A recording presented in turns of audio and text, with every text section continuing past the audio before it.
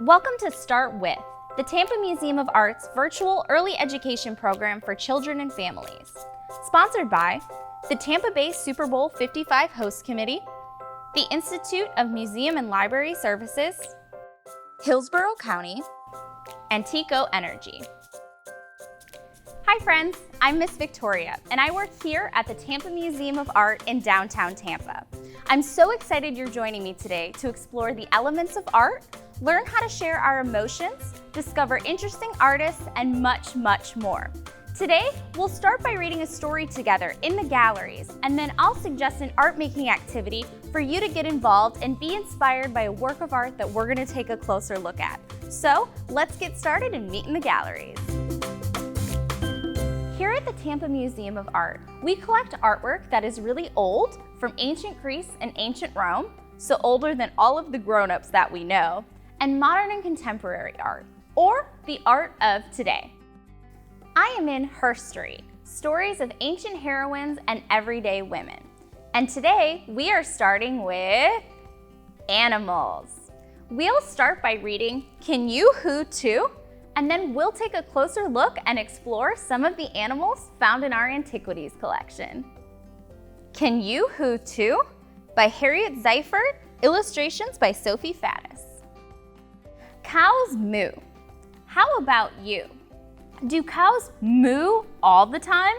A cow will only moo to tell other cows it is time to eat, to find other cows if she finds herself alone, or if she cannot see her calf. Why do you think these cows are mooing? Why does a cow not sound like you? She cannot do anything but moo because her lips do not move very much. Try keeping your lips still when you say cows moo. Owls hoot hoo. Can you hoot too? When do owls hoot? There are clues in this picture that tell you what time of day you will most likely hear an owl. Hoots tell other owls to stay away or to come close. A hoot will say, stay away, because the owl wants all the mice in the woods to himself. Whales sing songs. Can you sing along? Why do whales sing? Male humpbacks compose beautiful music because females like it. Listen to their songs online and see if you like it.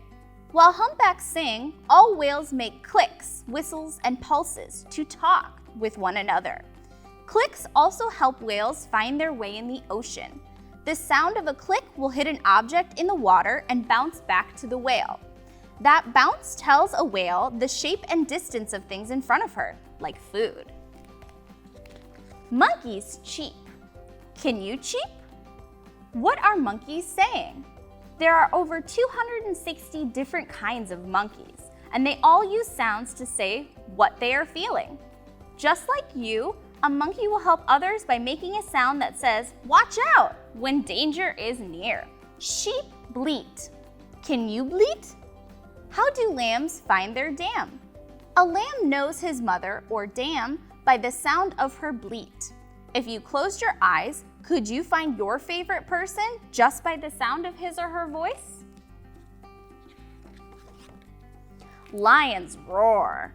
Can you roar even more? Why do lions roar? Every night, a lion will roar to tell other lions where he is. The roar is like a fence to tell other lions to stay out. Lions only want to share their food with others in their pride or family. Roars even help lions get that food. An antelope that hears a roar knows he is in danger. If a roar is very close, an antelope may freeze in terror rather than keep running. Do you think a lion can catch an antelope that is standing still? Roosters cock-a-doodle-doo. Can you cock-a-doodle-doo too? Ducks quack. Can you quack too? Do pigs oink? Yes, they do. Why is the barnyard noisy? Barnyards are made up of all sorts of animals saying, get out of my way, look out, and food in their own way. Roosters will crow when something in their day changes. They will crow when night turns to day, when a tractor's motor starts, or something gets too close to the rooster or the hens. A gosling will talk to his goose parents from inside the egg. Those goslings will grow up to honk when they are happy, afraid, or want other geese to follow them. Pigs speak to other pigs with oinks and grunts. What do you think they say to one another with those sounds? It's a squawk for a hawk. Deer are silent. They don't talk. You can talk, but can you squawk? How quiet is a deer? All animals use sounds and their bodies to tell others about food and danger. Deer do make grunts, sniffs, barks, and bellows, but they are quieter than many other animals. A deer can tell other deer things by flicking her tail, twitching her ears, stomping her feet, and making other movements. The squirrels running through the trees above the deer flick their bushy tails when danger is near. How do you say things with your body and not your voice? Honk goes the goose. Honk goes the moose. Which honk is the goose? Which is the moose? What do honks say? A moose is very quiet. One may come out of the woods and give you a big, tall surprise. A goose's honk from the front of a flying flock says, "Follow me." Do you know what season it is when geese fly south? Horses neigh, donkeys bray, mice squeak, eek, eek. What do you hear in a corral? Horses have a lot to say to other horses and to humans. A neigh says, "I'm looking for someone," and a nicker is the greeting when that someone appears. Donkeys do not like to be alone and will bray with gusto when another donkey or human appears. If a human is late with a donkey's supper, his bray can say, "Hurry up, I'm hungry." Most of the sounds a mouse makes cannot be heard by humans. The squeak we do hear says, "I'm scared." A mouse's happy sound is a clicking or chittering that comes from snapping her teeth. Does a snake hiss hello? Snakes don't like to be around other snakes or animals. A snake's hiss says stay away and is used to make the snake seem bigger and more scary. A snake hisses by changing the flow of air.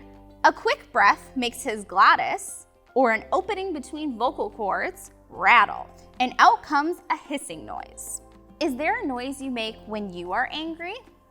Does your angry sound louder than your happy? Now that we've read a fun story together all about different kinds of animals and the sounds that they make, let's take a closer look at an object from ancient Greece. Some questions to guide your looking might be, what animal do you see? What do you think this object is made of? What do you think people used this object for? Does it look like something you use every day? This object is referred to as a red figure skyphos, which is a fancy way of saying this owl is painted red on a cup used for drinking. For people in ancient Greece, the owl is associated with Athena, the goddess of wisdom and strategic war. Many of the animals that we read about today that can be found in real life are also found in the stories painted on these objects, such as deer or horses. However, some of the animals are mythological or fantastical, such as the Sphinx, which has the head of a woman, the body of a lion, wings of an eagle, and tail of a serpent. Now that we've taken a closer look at a drinking cup from ancient Greece with an owl on it and explored other objects with many different animals found here in our Antiquities collection, it's time for you to be inspired and create your own animal using model magic clay. I decided to make owls inspired by the Skyphos drinking cup and the cover of our story. Be as creative as you want and make your favorite animal or come up with a mythological creature of your own. Instructions for this activity and suggestions for more ways to engage can be found on our website. And be sure to share your wonderful creations with us on any of our social media platforms. Thank you so much for joining us for Start With, and we'll see you next time.